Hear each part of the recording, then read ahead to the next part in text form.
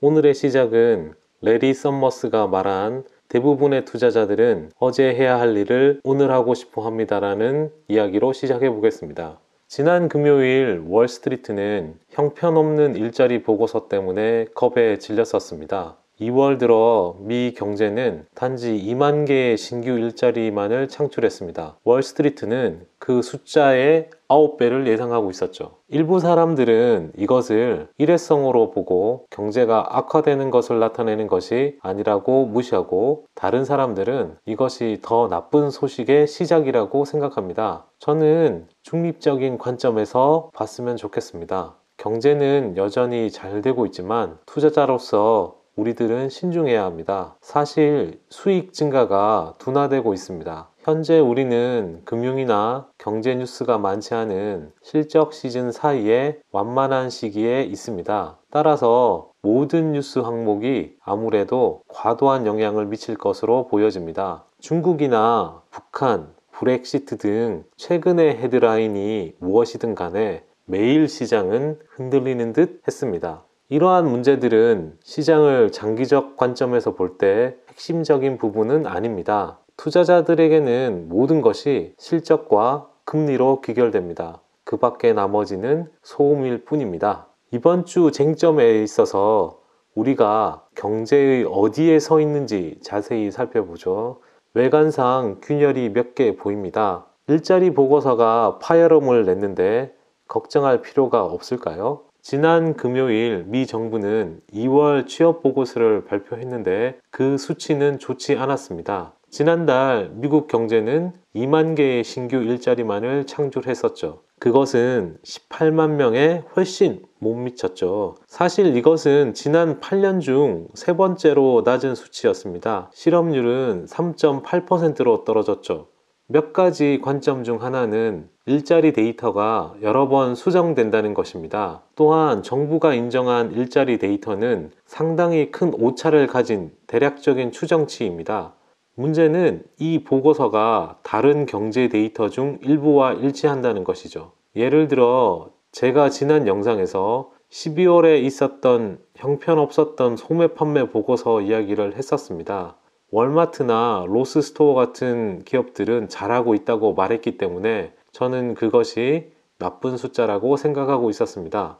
그러나 이번 주 1월 소매 판매 보고서도 실망스러웠습니다. 사실 12월에 형편없는 보고서는 하향 조정되었죠. 1분기의 경우 애틀란타 연방준비제도 이사회는 GDP 성장률이 0.4%에 불과할 것으로 예상하고 있습니다. 최근 주간 실업수당 청구서 중 일부가 연약한 것으로 나타났습니다. 정부 폐쇄 때문일 수도 있고요. 그 데이터 시리즈는 많은 부분을 뒤흔들고 있습니다. 또한 노동시장은 후행지표 경향이 있죠. 사실 그 수치를 보다 보면 높은 실업률이 주식을 사는데 아주 좋은 신호라는 사실을 발견하게 됩니다. 항상 그렇듯이 주택시장은 중요합니다. 이번 주 신규 주택 판매 보고서는 기대치를 밑돌았습니다. 모기지 금리가 1년여 만에 가장 낮은 수준으로 떨어지면서 곧 부진한 주택시장은 회복될 수 있을 것으로 보여집니다. 최근 골드만삭스의 이코노미스트들도 주택가격이 반등할 것으로 보고 있습니다. 그리고 그것이 연준의 페이션트 스탠스가 좋은 소식인 또 다른 이유입니다. 모든 경제 뉴스가 약세를 보이고 있는 것은 아닙니다.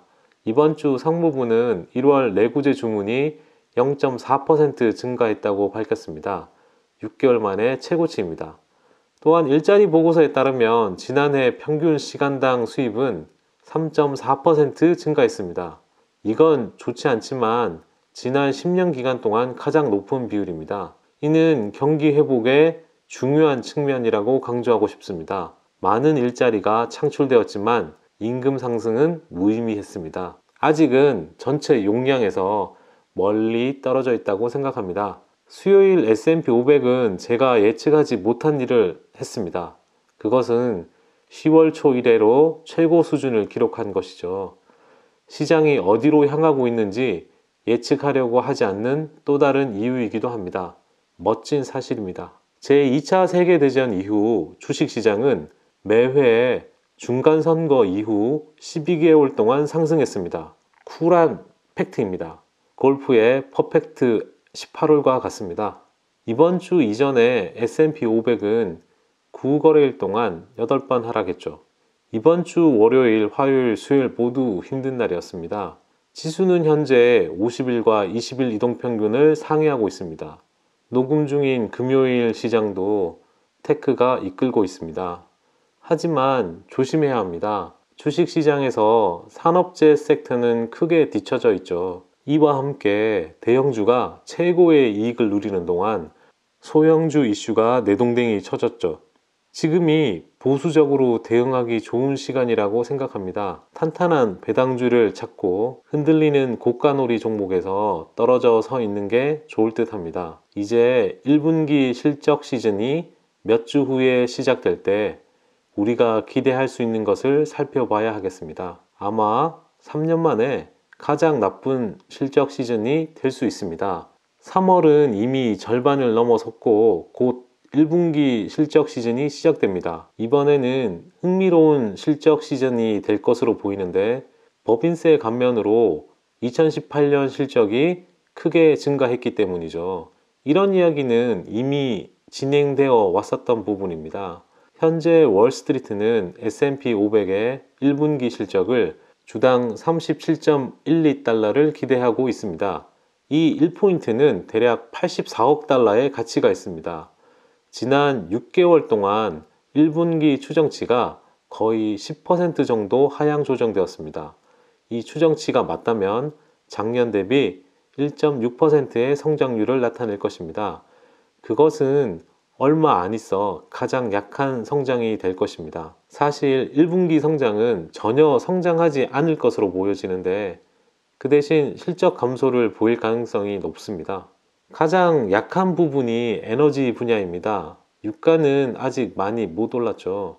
엑슨모빌이 올해 주당 4.32달러를 벌 것으로 예상된다고 보면 이는 지난해 주당 4.88달러에서 감소한 수치가 될 것입니다.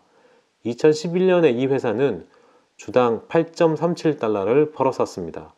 실적이 약했던 다른 분야는 각각 11% 마이너스를 기록한 소재와 소비재입니다. 이것은 확실히 주택 침체를 반영합니다. 금융섹터 수익이 올해 14% 증가할 것으로 예상하고 있는데 다이먼의 인터뷰를 비추어 만기 미스매칭 부분 조정을 하게 되면 저는 이게 어렵다고 보고 있습니다.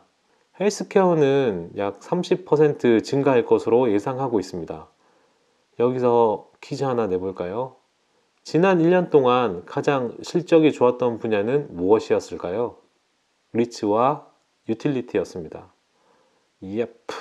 지루한 것들이 잘 풀렸었죠. 이번 주는 역발상 투자 전략의 기회를 고려해 볼 수 있을 것 같습니다.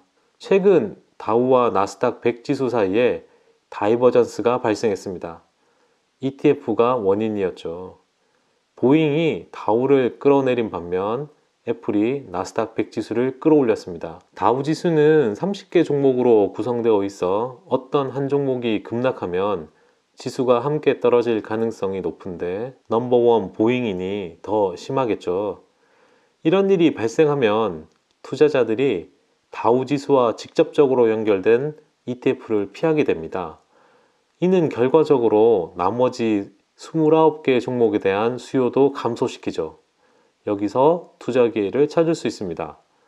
한편 나스닥 100 지수에서 애플은 영향력이 가장 큰 주식입니다. 따라서 애플 주가가 크게 움직이면 나스닥 100 지수에 영향을 끼치죠. 이번 주에 그런 일이 발생했습니다. 나스닥 100 ETF인 QQQ나 울트라 QQQ 같은 ETF에 추가 매수에 영향을 끼쳤는데 애플로 인한 상승 때문에 이 ETF에 투자하는 것은 나스닥 100 종목 전부를 매수하는 것이기 때문에 다른 종목에 대한 매수 수요가 없었을 수 있음에도 불구하고 오르게 된 거니까 여기서도 투자 기회가 나옵니다. 이 두 지수 모두 S&P 500 지수나 러셀 2000만큼 광범위하지 않죠. 종목 수가 적기 때문에 이런 기회가 생긴다고 보면 될 것 같습니다. 단순히 같은 시장에 포함되어 있다는 이유로 충격을 받은 종목을 찾아서 시장이 보잉 관련 뉴스를 흡수하고 타격을 입었던 종목들이 적절한 주가 수준으로 반등할 때를 노려보면 좋은 기회를 잡을 수 있다고 생각합니다. 끝까지 들어주셔서 감사합니다.